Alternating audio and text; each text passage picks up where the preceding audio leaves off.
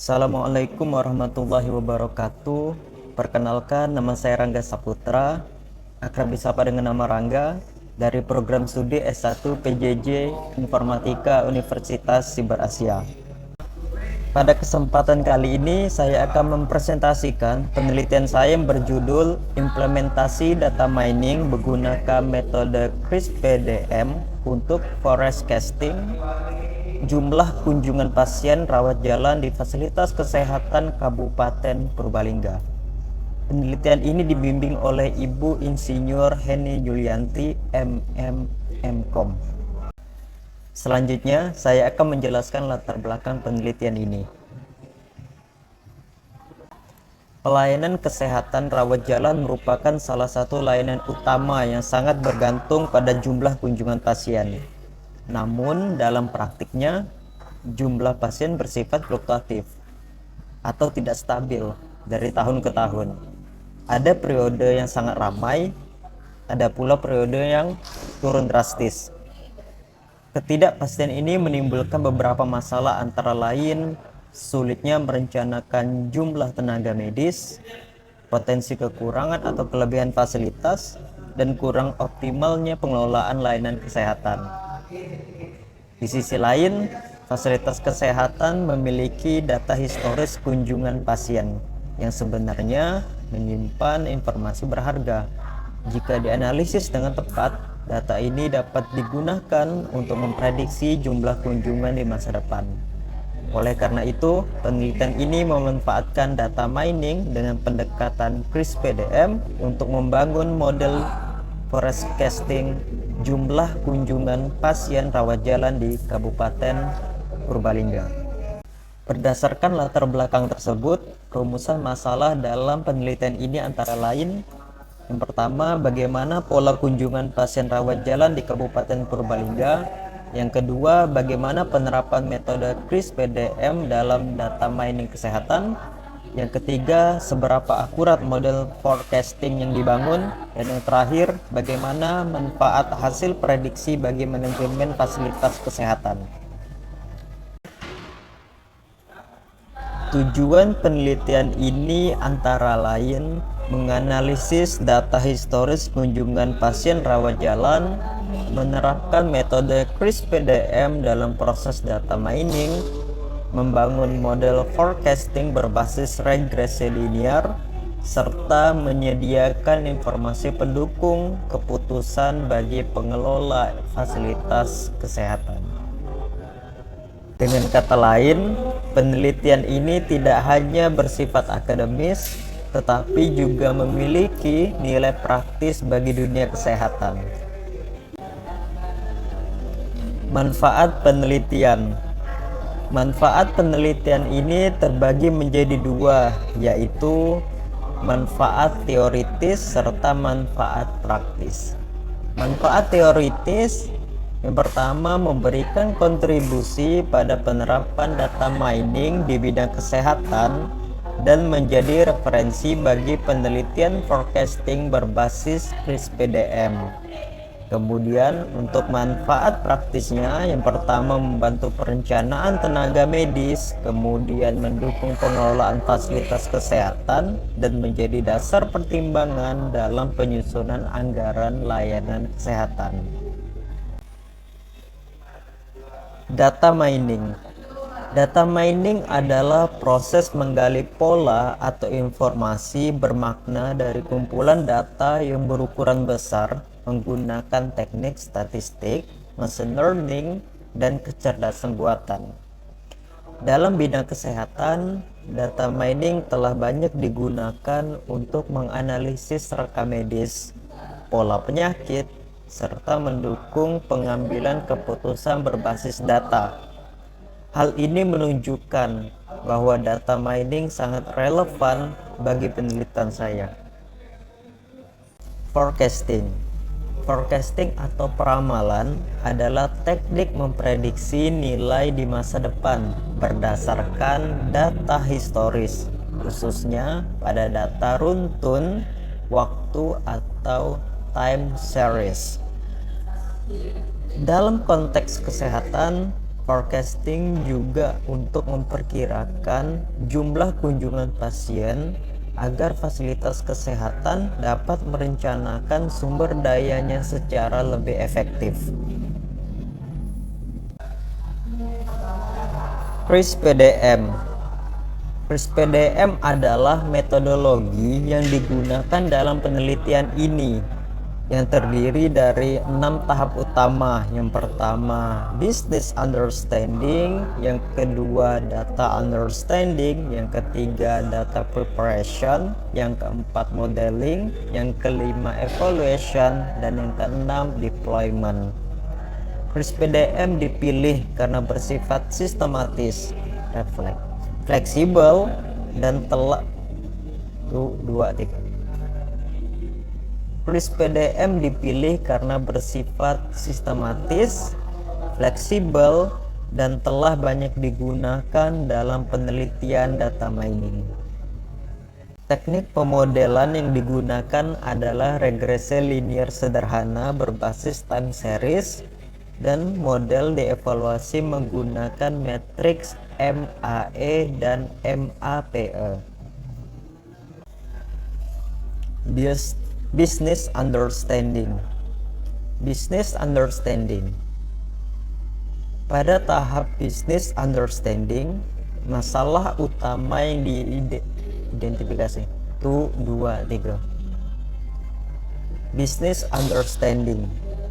Pada tahap business understanding, masalah utama yang diidentifikasi adalah sulitnya memprediksi jumlah kunjungan pasien rawat jalan.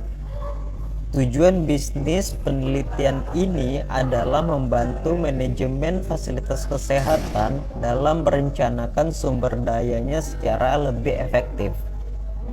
Keluaran yang diharapkan adalah model forecasting yang akurat dan dapat digunakan pada praktik nyata. Data understanding. Data yang digunakan dalam penelitian ini berasal dari portal Satu Data Kabupaten Purbalingga. Data mencakup periode tahun 2012 hingga 2021 dalam bentuk 10 file CSV yang terpisah yang berisi jumlah kunjungan pasien laki-laki maupun jumlah kunjungan pasien perempuan per fasilitas kesehatan. Nah, pada gambar yang di sebelah kanan ini adalah gambar ketika kita mengakses portal Satu Data Kabupaten Purbalingga tersebut, kemudian kita download pada tombol explore yang ini.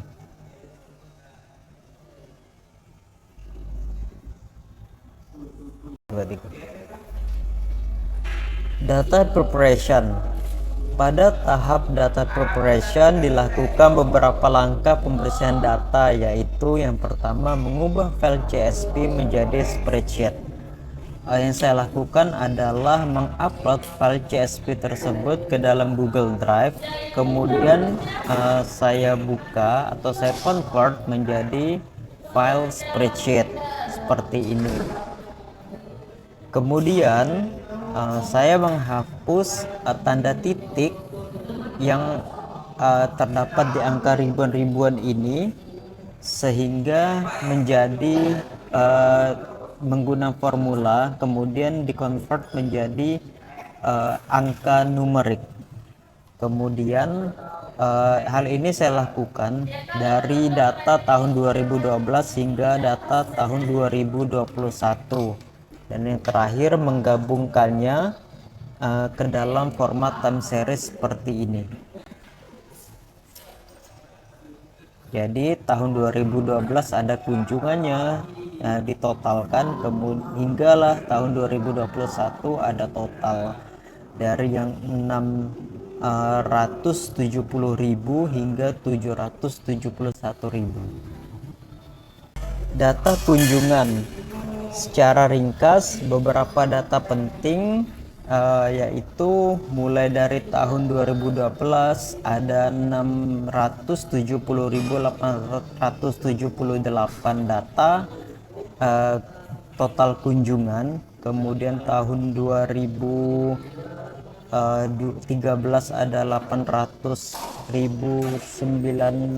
809.002, 2014 ada 628.716, hingga yang terakhir tahun 2021 ada 771.483. Nah, dari data ini terlihat bahwa kunjungan ini mengalami naik turun. Misalnya pada tahun 2012 ke 2023, 2013 ini naik, kemudian dari 2013 ke 2014 ini turun. Kita lihat lagi ini naik di 2015, naik lagi 2016, sama 2017, 2018 naik lagi, 2019 naik lagi, dan terjadi penurunan pada tahun 2020 serta turun lagi pada tahun 2021.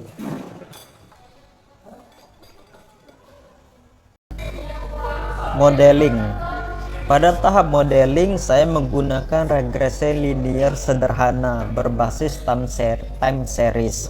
Variabel yang digunakan ini ada X itu sebagai indeks waktu, dalam kurung T ya. Kemudian Y-nya itu sebagai jumlah kunjungan pasien. Jadi rumus model umumnya itu adalah Y atau tahun sama dengan A plus BT dikali hasil model regresi.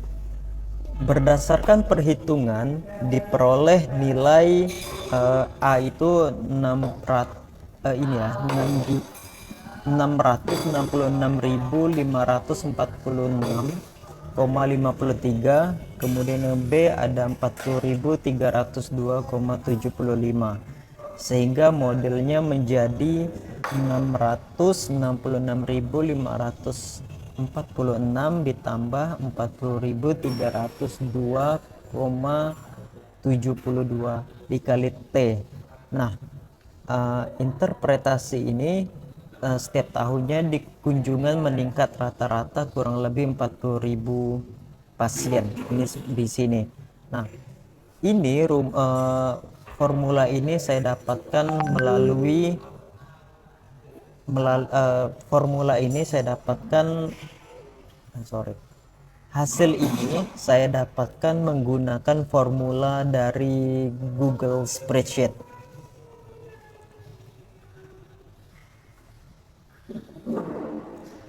Formula ini saya dapatkan untuk menghitung ini saya dapatkan dari formula Google Spreadsheet.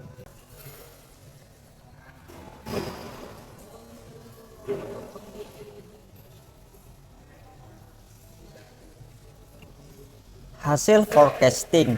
Nah, prediksi modelnya itu dapat mendapatkan hasil berdasarkan model tersebut. Hasil prediksinya yaitu pada tahun 2022 ada 1.109.876 prediksi ya.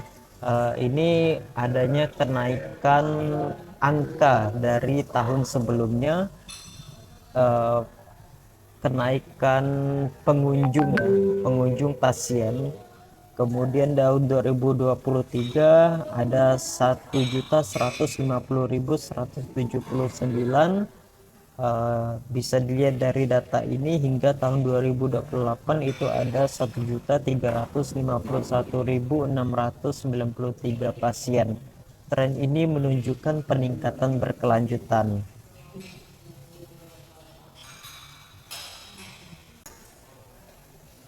Evaluasi model. Untuk mengukur akurasi model digunakan dua matriks. Yang pertama MAE dan MAPE. Nah, dari ini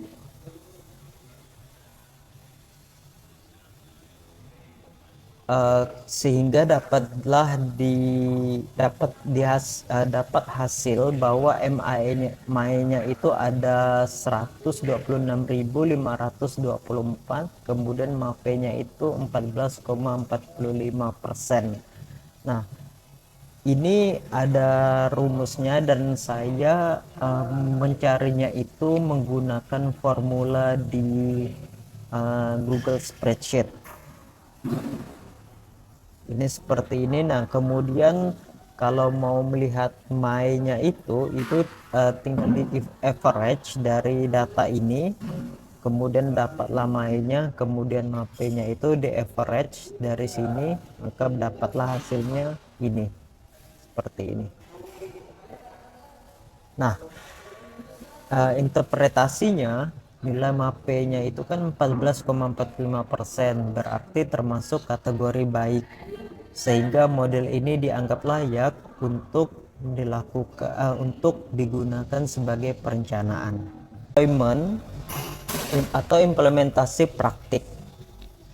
Pada tahap deployment, model digunakan sebagai dasar pertimbangan praktis, antara lain untuk menentukan kebutuhan dokter dan perawat, kemudian yang kedua merencanakan ketersediaan obat dan alat kesehatan, yang ketiga menyesuaikan kapasitas ruang pelayanan, yang ketiga menyesuaikan kapasitas ruang pelayanan. 2, 3. Deployment atau implementasi praktis. Pada tahap deployment, model digunakan sebagai dasar pertimbangan praktis, antara lain untuk menentukan kebutuhan dokter dan perawat, merencanakan ketersediaan obat dan alat kesehatan, menyesuaikan kapasitas ruang pelayanan, dan yang terakhir menyusun anggaran. Hasil dan pembahasan. Hasil penelitian menunjukkan bahwa kunjungan pasien bersifat dinamis. Kemudian adanya regresi linear yang mampu menangkap tren jangka panjang. Kemudian model kurang sensitif terhadap lonjakan ekstrem keterbatasan linear, serta secara umum tetap relevan untuk perencanaan strategis. Meskipun demikian, model ini tetap ya bisa untuk perencanaan strategis jangka menengah dan jangka panjang.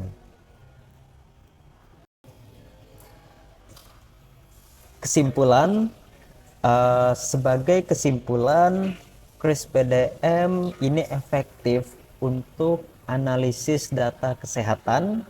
Kemudian model regresi linear berhasil menggambarkan tren peningkatan kunjungan. MAPE-nya itu 14,45%, artinya menunjukkan akurasi yang baik, serta hasil forecasting bermanfaat untuk perencanaan layanan kesehatan. Ya, berikut daftar referensi atau daftar pustaka yang saya ambil ya. Jadi untuk misalnya untuk apa pengertian data mining ini dari papernya Khomsah, kemudian untuk penjelasan tentang forecasting itu dari Mauren, kemudian penjelasan dari metode CRISP-PDM itu dari papernya Rianti, serta data itu diambil dari data pusat data Purbalingga. Demikianlah presentasi dari saya. Terima kasih atas perhatiannya, dan wassalamualaikum warahmatullahi wabarakatuh.